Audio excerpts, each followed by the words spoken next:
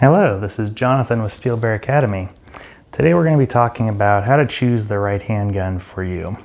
So, a lot of people are buying handguns for the first time right now. A lot of people are buying new guns in general for the first time right now. We're going to be talking about how to select the right one for you. This is especially going to be tailored for the ladies. There's a lot of the gun world is a male-dominated world. There's far more men in the gun buying and using world than there are women. However, that number is increasing of having more women, and that's great. But a lot of information is tailored toward men, and so I'm going to try to give you ladies and also the men who are trying to help their ladies in their lives with some information about how to select the right handgun for you. Because there's a lot of misinformation about how to select a gun for a lady. Perhaps the most prevalent misconception is that there are specific women guns. You've probably heard many times the adage, oh, get her a little revolver. That's something she can handle. Well, is it? Is that something that she can handle? Is that something that's right for a woman? We don't really have... I would say that there is no such thing as a women's gun. There is only guns that fit somebody and guns that don't fit somebody. There are guns that are marketed toward women, but they are still guns. They may have some cosmetic differences. They may have some dimensional differences, but at their heart, it doesn't give you any advantage to shoot them if you have a vagina. So if you've got a penis, that doesn't mean that you can't shoot them. If you've got a vagina, it doesn't mean that you can shoot them. They are perhaps designed more for people who are smaller statured, people who are shorter, who have smaller hands. Those are things that are typically correlated with being a woman, being a female, but though they are not inherent to females only can shoot these types of guns and males can only shoot these types of guns. By the way, I have some examples on the table here to show you. I was demonstrating with right and left hand. The revolvers are over here, so the semi-autos are over here. Those were not indicative of these should be for the ladies, these should be for the men. We'll talk about how to select the right gun for you. So the first thing you should ask yourself, or the clerk at the gun store if you need some help, is what is the gun going to be used for? What is your purpose for having it? Now, for most people, for a first gun, that's usually defensive of some sort. Either I want to have this gun in my home to protect myself, or I want to carry it on my person. It's defensive in nature, as opposed to recreational or hunting or competition, or, there are other uses, but generally for new people, it's one of those two. It's either I'm going to carry it in public and it's going to be a concealed carry gun, or I'm going to keep it at home and it's going to be a home defense gun. Now let's assume you're not open to other choices of long guns, meaning rifles or shotguns. Let's assume you only want to pick a handgun. And I'd say that's most people. Most people see themselves, for whatever reason, they visualize themselves as owning a handgun as the first gun that they buy. So number one, decide on the use. Is it for home defense or is it for concealed carry? So let's give some examples of some guns that would be for both jobs. So this is a Glock 17. It's in 9mm. That's the caliber. This is much more of a home defense sized handgun compared to the much smaller Glock 26, which is much more of a concealed carry handgun. They are both guns in the same family of guns. As you can see, one is much smaller than the other. This one is much more suited to be carried because of its dimensions. It's much smaller in the grip length here, and it's smaller in the barrel length. We've gone over these guns before on this channel, but just as a reminder, you can see the Glock 26 is significantly smaller. However, funny enough, even though they are smaller, in the hand they feel very much similar because they are from the same family of guns, meaning the dimensions in which your hand interacts with the trigger and the rear of the grip here those are the same. So even though they may be designed for different roles, they actually feel very much the same in hand. There's a difference in weight, meaning this gun is far less front heavy and it doesn't have the extra pinky there to grab onto. But these guns they are designed for different roles. So when you're picking a gun, you want to decide what role is this going to be for. If you're going to plan on carrying a gun, either of these two guns, especially for a lady who has generally less body real estate to conceal a gun, the littler gun, the 26, is going to be much better suited for that job. And that holds true for men as well. It's not like, women have to pick a little gun all the time. This gun will always be better, or I should say easier, to conceal. Personally, I like the larger gun because it's much easier to shoot. So this is an internal question of when you get a smaller gun, it becomes harder to shoot. However, it becomes easier to conceal. It's also a little bit lighter. So weight is also a big factor in somebody choosing a first gun. We'll talk about weight in a little bit here. Oh, a flash light over there. This one also has a light. I guess I should mention that. So you see this one's got quite a bright light. This is a TLR1 HL. It's about like a 800 to 1000 lumens light. And as you can see, it is quite bright. This is another benefit and addition that is good for a home defense gun, but perhaps is not as readily available on a concealed carry gun because it doesn't have a rail piece here.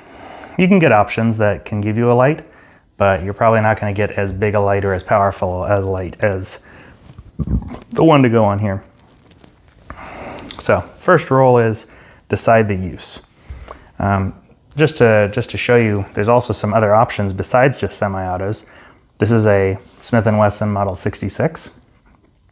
This is in .357 Magnum. This is, because of the barrel length and the overall size of the gun, this is a gun that could be carried.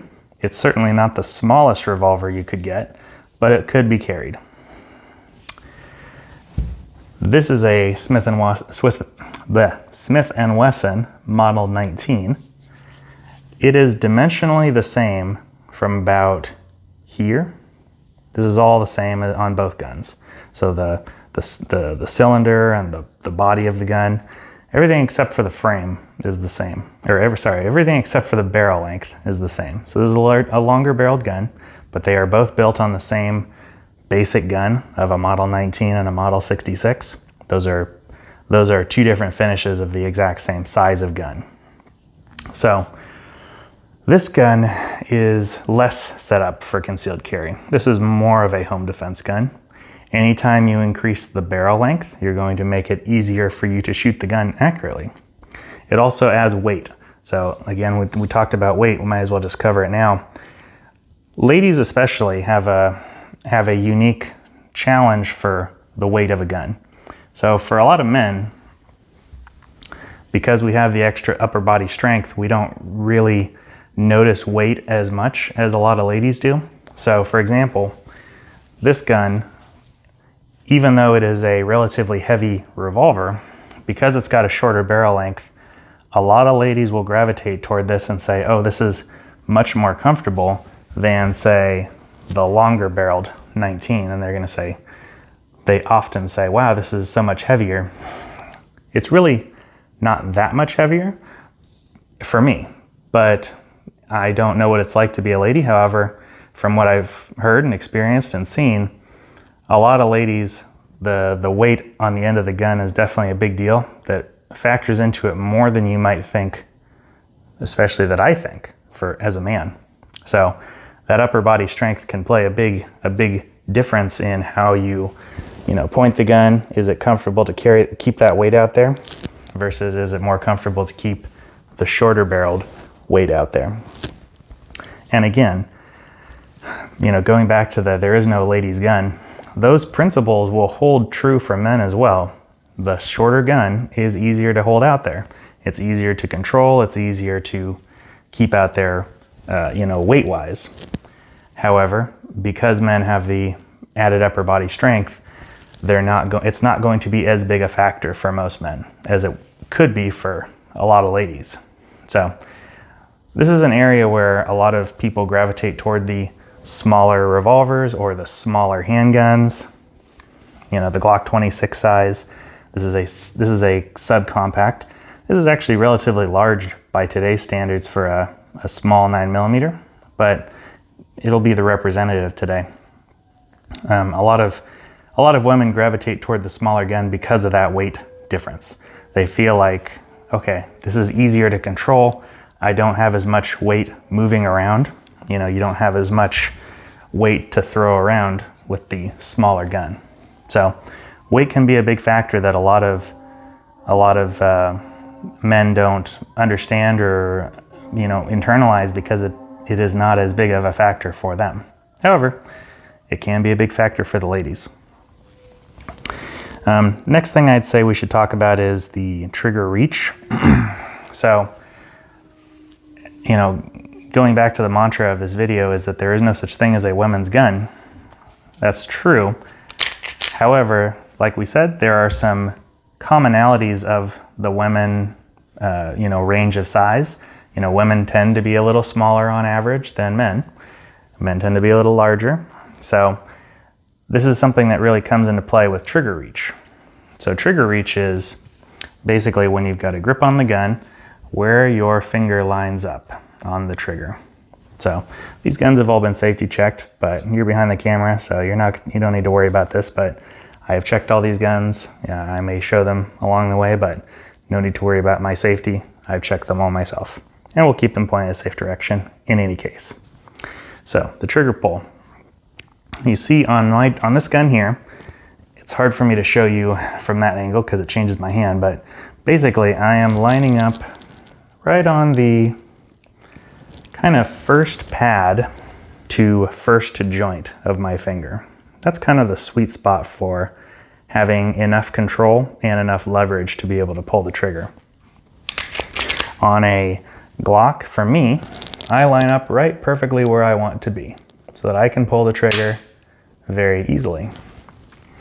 Now, some ladies with shorter fingers are going to have a harder time to reach that trigger pull. Their fingers are going to be much more like this, where they just barely can reach that trigger shoe. That little bar there. This is the trigger safety that has to be depressed for you to be able to pull the trigger. Otherwise, you can't pull it.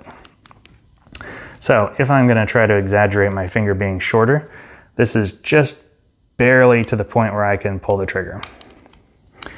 So if you've got a shorter finger, it's going to be a big factor into whether or not the Glock 17 Gen 3 can fit your hand. In California, we only have access to the Gen 3s, brand new, so that's what I use for my demonstrations. If you have a Gen 4 or a Gen 5, you might be able to adjust the back strap just slightly.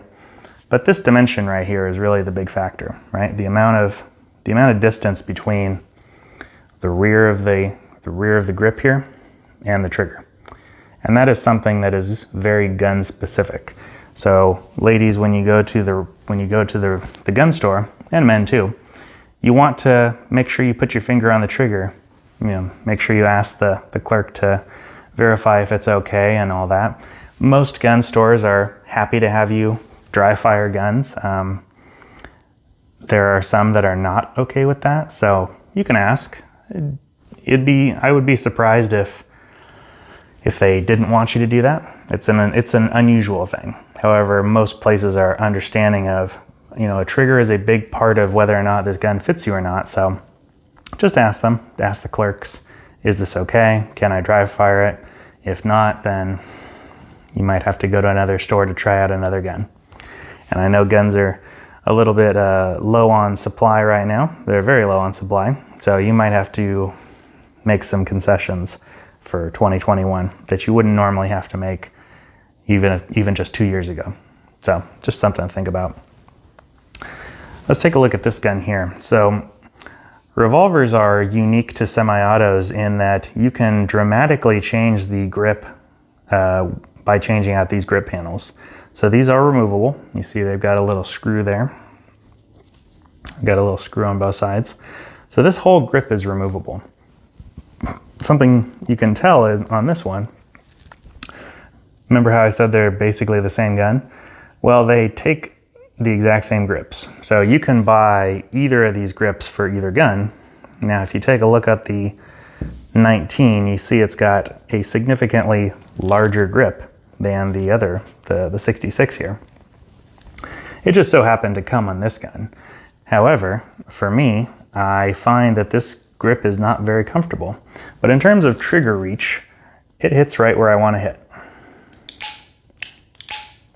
On a revolver, because you have such a heavier trigger pull, you're probably going to find that you want to choke up on the trigger a little bit more. This is normal. This is an especially large consideration for women who have, again, talking in generality, less strength in their upper body.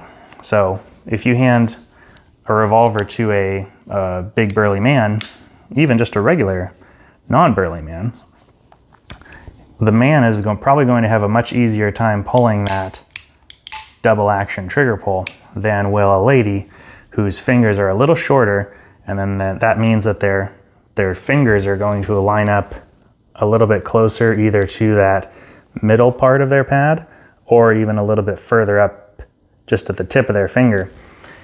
And when you get that far up on the tip of your finger, you're not going to have very much leverage to pull that heavy double action pull. So what a lot of ladies do when they have the revolver is if the grip does not fit them, meaning the grip doesn't, let's say there was a lot of extra material here to try to cover this back strap to make it more comfortable to shoot, the ladies might find that it makes it so that their finger doesn't hit where it's comfortable and gives them enough leverage to pull the trigger. Now these are things that can be changed on a revolver quite easily. You can typically change out almost entirely the feel of the grip and make it totally different. However, a lot of people don't want to try to customize their guns right from the get-go. It makes more sense to just buy a gun that fits you from the store, go out and practice, spend your money on practicing than it does to try to figure out how to make your gun fit you when it didn't fit you from the beginning.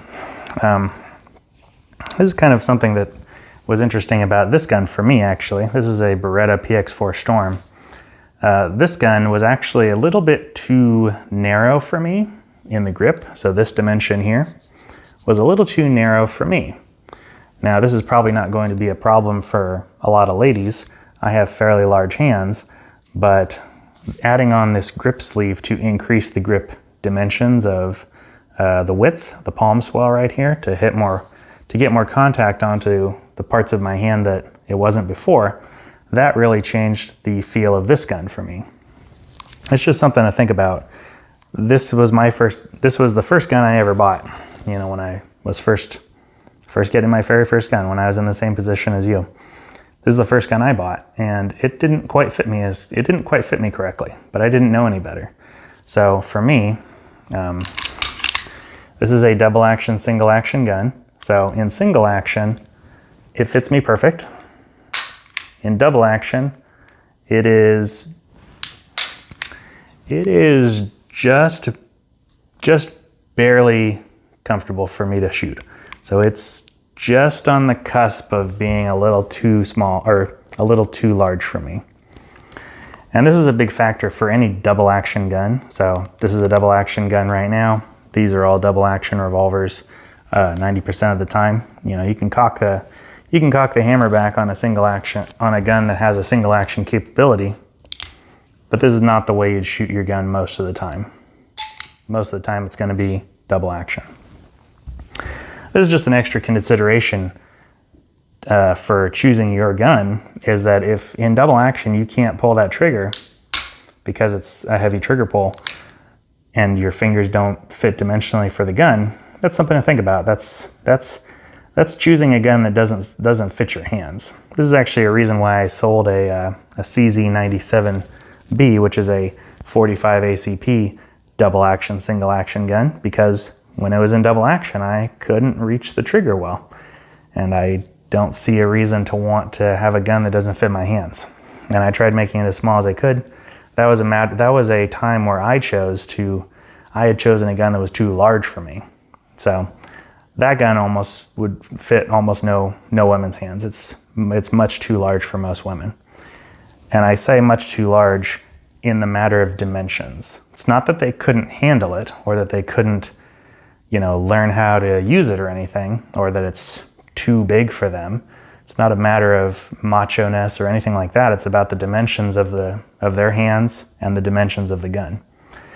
There are men who's just like me, like the gun was too large for me too. It's not a male or female thing. It's does it fit your hands or not? Let's see, just as a final aside on grip size, the 1911 can be changed with these grip panels. So you remember how we could change the revolver grip? You can still change it on a 1911 or any 1911 style gun. However, you're still going to be limited to this dimension, the dimension from the trigger to the rear of the grip. That dimension is not that easy to change. You could change it by changing the trigger shoe and maybe changing the grip safety a little bit, but again, not to beat a dead horse, but it should fit you from the get-go. It should fit you right from the factory, if possible. We talked about weight already. I don't think we need to cover that again, but when you have a concealed carry gun, you almost always want it to be light, or at least as light as possible. That does mean that the gun is not as easy to shoot. So this is something that a lot of new shooters have a tough time wrapping their heads around. Anytime you go down in weight, assuming that you kept the caliber the same, and you didn't change, you didn't add on extra things to the gun, meaning try to make it simple. If I take this gun and I add on an extra piece of grip here and I add on more weight on the front, it will decrease the recoil. It will make it more pleasant to shoot. This light, for example, if I take the Glock 17 and I get rid of this light, it gives it a little bit more recoil. If I put the light back on, it makes it a little less recoiling. You see what I'm saying? So as you increase the weight of your gun, the recoil will go down. This is really just a matter of physics, but to try to give you an example of how that works, it's like, to give you kind of an analogy of how that would work, imagine that we have a box to push on the ground, a big box, like a big pallet. If I run up and try to push that box, and I always push with the same force, if that box is really heavy, I'm not going to push it very far. And let's say somebody's on the other side of that box. If I shove that box and it barely moves, it's going to barely bump the person on the other side.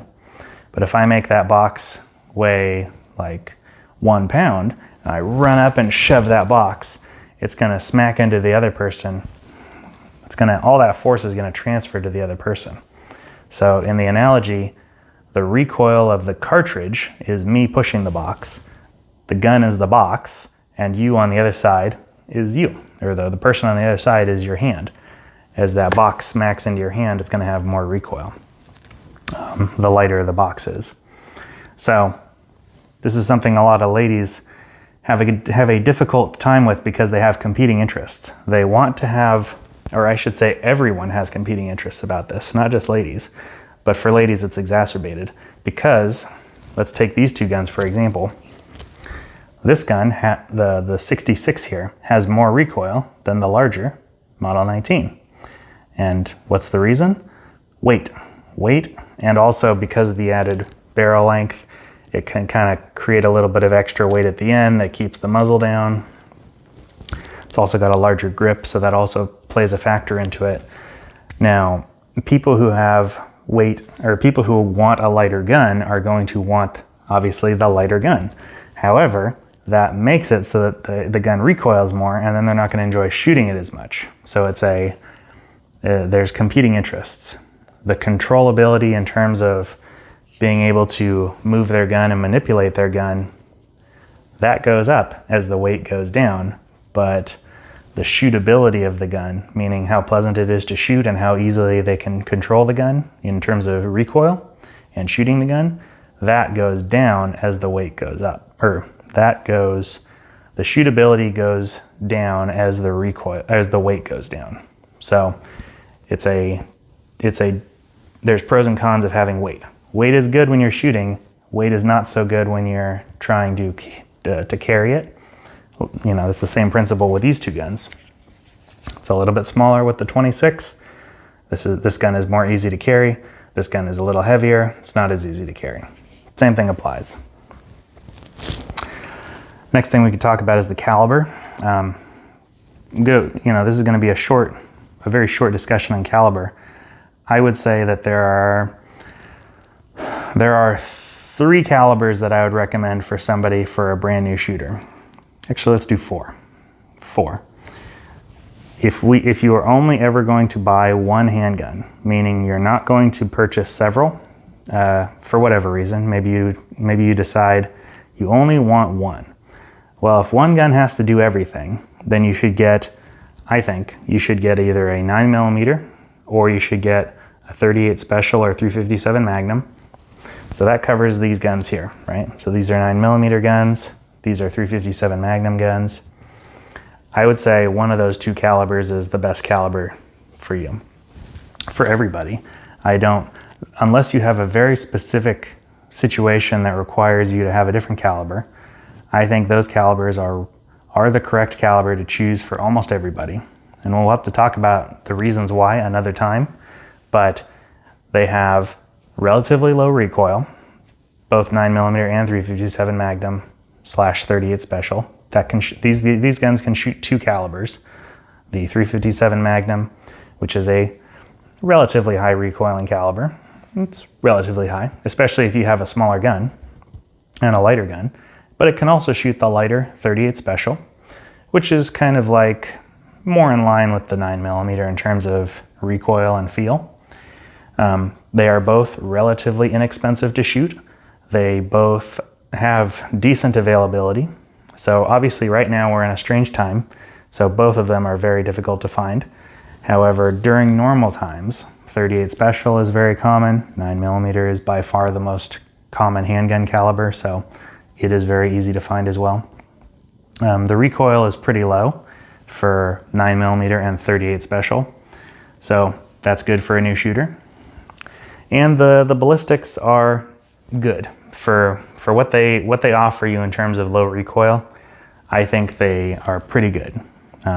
So long as you use the most advanced bullet technology, which you should, if you're gonna, use your guns defensively, you should have the best bullets you can buy, the best type of bullet.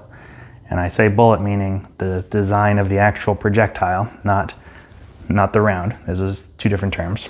But buy the best type of ammo you can use, and they are both adequately good. The other 2 calibers I would say you could choose are 380 auto. If you are somebody who has very small fingers and you need a smaller gun in this dimension. So if you need a gun that is not so large in the trigger reach department, that's when 380 is going to be a big factor for you. It's not as good as the other 2 calibers, I would say. It performs pretty good. Like it's almost 90, I'd say it's like 90% of the way to being as good as these ones. But it does cost a lot more money to shoot and practice with. It does have even lower recoil, assuming that you have the same weight of gun. However, most 380s are much smaller, so they can actually feel like more recoil. So like if you picked a 380 and shot it next to the Glock 17, because of the size of the Glock 17 and the weight, this gun recoils very low. If you take a 380 and put it into a really tiny gun, then it can recoil, it can feel like it recoils even more than the higher recoiling 9mm. I put it in quotes because it does recoil more. It's just, I put it in quotes because 9mm is a relatively low recoiling round as it is. But when you're brand new, it's gonna feel like it's a lot because you just don't have a lot of experience shooting lots of things. Any recoil is gonna feel like a lot. The last caliber I would say to choose is a 22 long rifle. Now I would say you could choose this one so long as you understand that you're gonna buy another of these other calibers later on. But as a first gun, 22 is a really great great option because it's very cheap to shoot. It has very low recoil. It gives you a chance to practice a lot of stuff that is harder to practice when you're brand new with these other guns. So when you're practicing as a brand new person, you want to get a lot of trigger time. Well, it can be cost prohibitive to get a lot of trigger time with a more expensive caliber. And it is hard to shoot a lot when your gun recoils more, because then you'll get more tired and then you won't want to practice as much. Versus if you have a 22, you can practice a lot. It's not going to make you tired. You'll practice a lot, therefore you'll get better, etc., etc. It's a good choice for a first gun, but not a good choice, in my opinion, if you only owned one gun. Does that make sense? So long as you understand that later on you'll buy another gun, I think it's a good choice to buy a 22. But, just be aware that it has some limitations. We kind of talked about cost. The cost of the gun itself is important, but you also want to think about the cost of ongoing ammo. So 38 Special is more expensive generally than 9mm. So that might be a factor for you as well. 380 ACP, which we talked about, but I didn't have a gun to show you, is more expensive than 9mm. And it's generally, I'd say, about as expensive as 38 Special. Maybe a little more expensive, but you get the idea. You want to have enough money to feed the gun that you have, because you need to practice a lot, especially at the beginning. Once you get to a certain level, you can kind of, just kind of have maintenance of your skills over time. But at the beginning, you're going to be shooting a lot, and you want to spend that money on the ammo. The price of the guns itself, just as kind of a ballpark, I'm going to give you typical prices, not inflated prices for today, but just kind of a general idea of what I paid for these guns. The Model 19 was $850. The 66 was about $825. The Glock 17 was $600. The Glock 26 was $600. The PX4 Storm was $600. And this Springfield loaded 1911 and 45 ACP was $975. So this one is a little bit more than these other ones. You can find guns that are cheaper.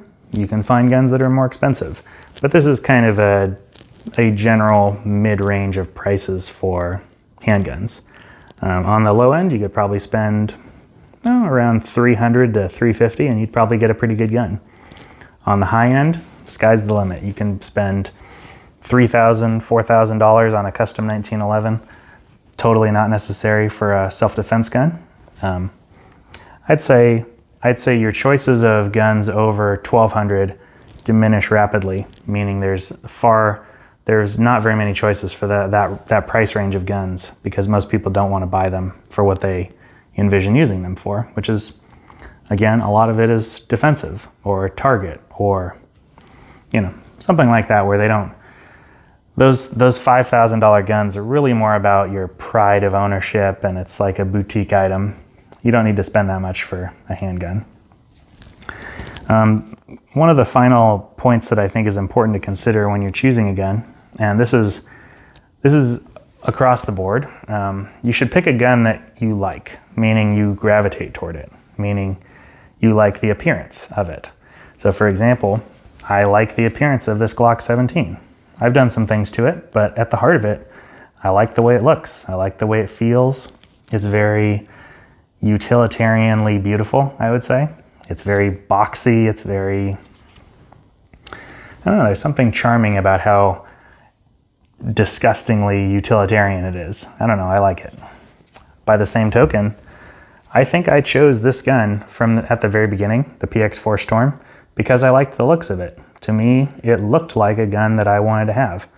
And so I chose it largely because of looks. I didn't have all this information about, okay, pick the caliber, pick the size, understand your trigger reach, all that stuff. I didn't understand all that at the time. I picked the one that I liked the look of. So, I did okay. It's an okay choice. but I ended up moving towards some other guns that I like shooting better over time. I would say especially for ladies, or really anybody who doesn't know exactly what they want, the appearance of these guns are really going to dictate a lot of whether or not you like it or not. So maybe somebody might really love the looks of this Model 19. I do. I think it looks awesome. I think it looks beautiful. However, if you don't like the looks of it, then you're not going to like it. So even if I showed somebody this Glock 17, I said, this is a great gun for you to pick. If they don't like the looks of it, they're going to be like, I don't know if I want that one. Ooh, what about that other one over there? So just be aware that, especially if you're trying to help somebody pick their gun, you need to be aware that appearance is going to play a big factor, and that's not something that is necessarily rational or something you can try to help them pick the correct one, because there is no correct one.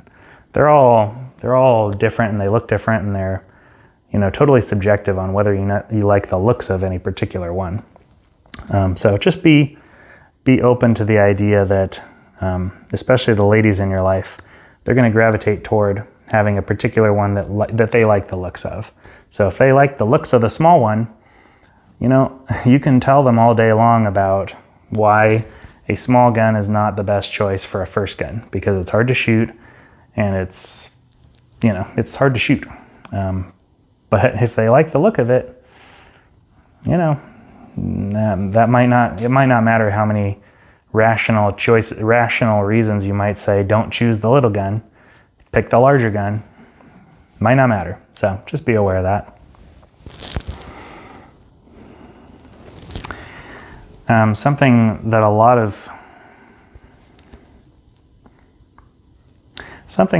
of gun store employees and I think well-meaning men who are romantically attached to women that they're dating them, or brothers of sisters, or fathers of daughters, or uncles of nieces, any male who is trying to help a female who they care about and they want the best for them. This is often something you hear in a gun store. You say, oh, let's get her a little revolver.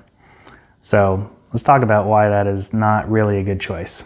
So this is a medium-sized revolver, but it's going to have to be our demo for today. A little revolver is a very difficult gun to shoot.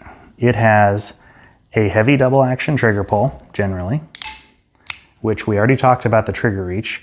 And because it's so heavy, it's very easy to make mistakes while you're trying to overcome that heavy pull. It requires a lot of exertion to be able to pull the trigger, especially if you don't have a lot of hand strength. So that's reason one. Reason two is because it's so short of a sight radius, it's very easy to accidentally make a mistake where you aim.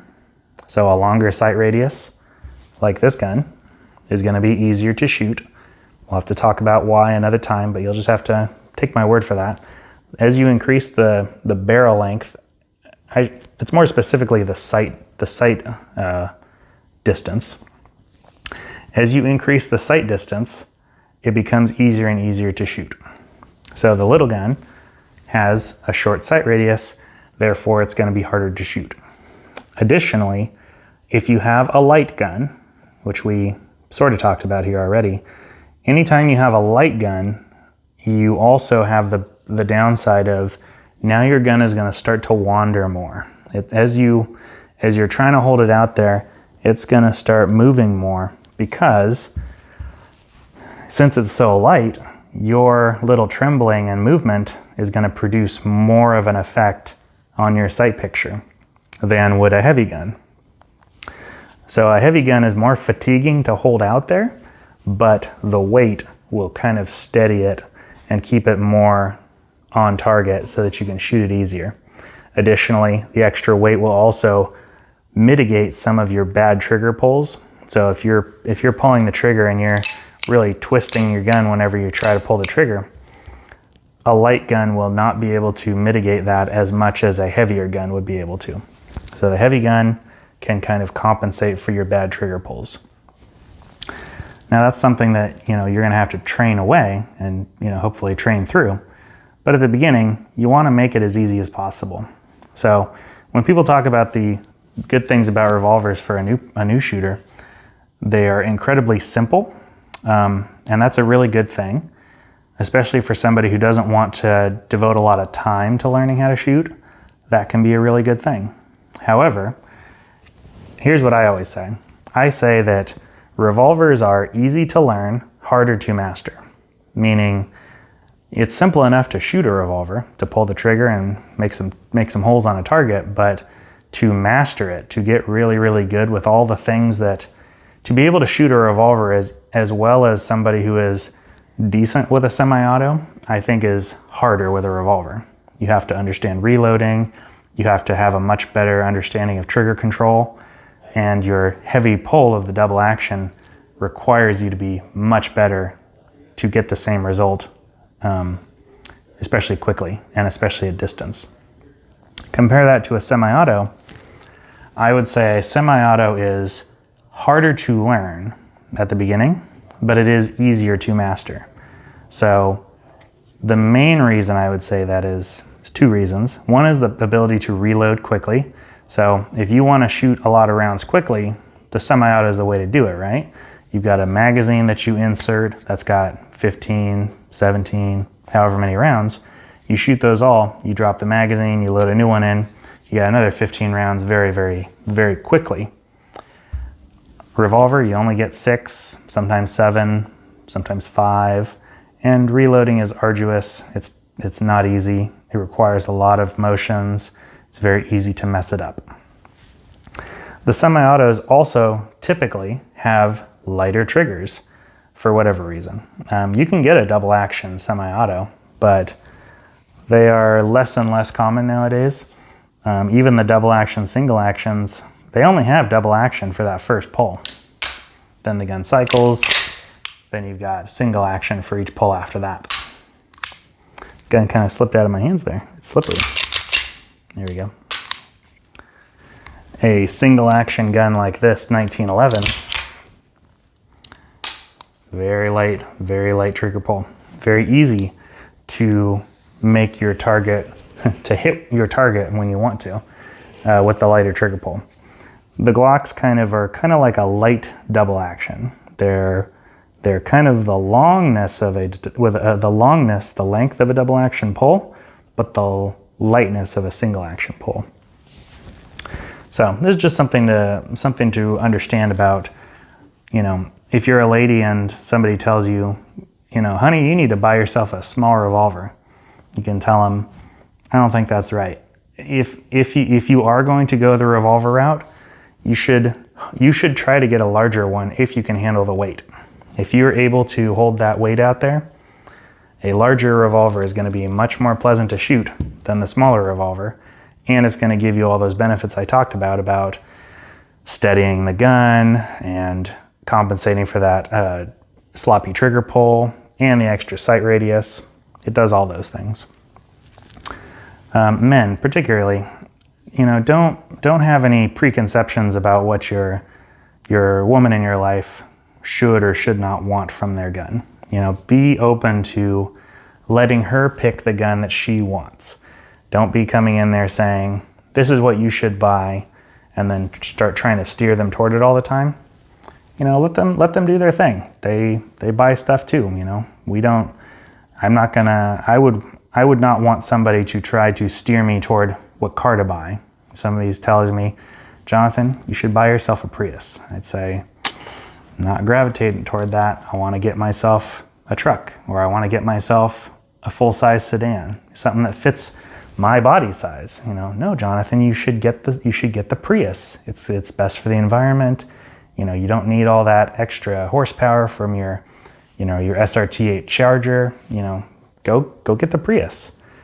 No, there are things about choosing any tool for yourself that is subjective, and you want to love the thing you buy. So get out of the way of her choosing what she loves to buy. Help her make some selections along the way if you want to. Like maybe tell her about, if she gravitates toward the really, really light little gun, tell her it's gonna not be fun to shoot. Be aware of that, but at the end of the day, she's gonna pick the one she wants anyway. So just, be supportive as best you can. Clerks, if you have somebody in front of you who's selecting something that is definitely not a good choice for a first gun, if they're gravitating toward the ultra light 357 Magnum, the air weights, the 12 ounce 357 Magnum air weight, tell them you do not want to shoot this gun. Trust me, it's not a good gun for a first shooter. Those are the kinds of considerations that are really helpful for somebody buying their first gun. But don't be brand specific. Don't be like, well, you should buy a Glock just because I like Glocks. Maybe she doesn't like a Glock. Maybe there's something going on with that trigger reach that I can't understand. Maybe if I'm telling her, go buy a revolver, if she's like, those don't look very cool to me, it's like, ooh, I want one of those Glocks. Be okay with her buying a Glock. Be okay with whoever buying a Glock. There's a reason they're so popular. Just because you may not like it does not mean it's not a good gun. So, as you can see, I have quite a spread of guns, but I got the 2 Smith & Wessons, the 2 Glocks, the Beretta, the Springfield. There's something for everybody. So, I hope this video was helpful for you ladies who are looking to understand better, what do I need to understand about picking a gun for myself, and I hope that the men who are trying to help their ladies pick the right gun for them learn something as well about how to help them, guide them, be supportive to them of making this large decision for themselves. Don't worry too much about it, because as somebody, there's no perfect gun for somebody for the first time, because they don't know everything that they want from, right at the beginning. They will develop their taste over time. My first gun is not the gun that I shoot the most nowadays. I like to shoot the Glock 17 the most now. So it develops over time. So don't rush them too much either. Just be supportive. Be supportive, listen, ask questions. If you need help, seek out somebody with a lot of advice, or with a lot of knowledge. I do that here. This is Steel Bear Academy in Los Osos, California, and I teach people how to shoot guns and guide them on their first journey as well. So if that's something you're looking for in the SLO County area in California, give us a call. You can reach us at steelbearacademy.com. And if you have any comments, post down below. What did you help your woman in your life? Or if you're a lady and you picked a first gun, what'd you select? Give us some of your rationale.